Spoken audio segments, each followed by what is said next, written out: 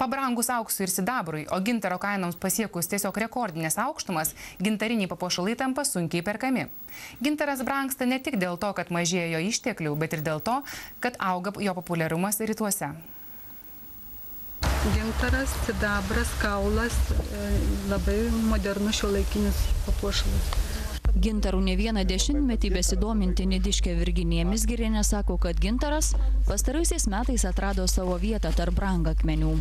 Populiarėja, kaip aš sakau, ne dienom, o valandom gintaras, logiška, brangėja sidabras, brangsta auksas, brangsta gintaras, tai taip, kad tas papuošalas, jeigu jis yra autorinis, pasidarė, tai prabangos reikalas. Virginija sako, kad prieš 14 metų vargu ar būtų kas patikėjęs, kad šiandien autoriniai gintaro papuošalai gali kainuoti 1000 litų, o už vienetinį kūrinį prašoma ir 10 000. Gintariniai papuošalai brangsta, nes gintaro iškasama vis mažiau. Per 14 metų jo klodų sumažėjo kelis kartus. Dar labiau gintaro kainą kelia kinai. Kinai neperka užšluoti, šluoja gintarą.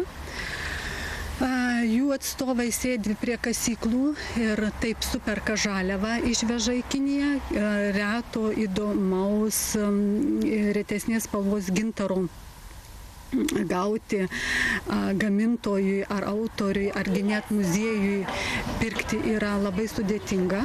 Gintaro galerijų savininkai sako, kad sovietmečiu gintaras buvo nuvertintas ir nupigintas. Tačiau į Lietuvą pradėjus plūsti turistams iš viso pasaulio, gintaras vėl ėmė populiarėti. Daugiau gintarinių papuošalų perka lietuvės. Labai jį vertina japonai, ispanai, italai. O šiemet pastebėta nauja tendencija. Gintarinius papuošalus ėmė graibstyti prancūzės.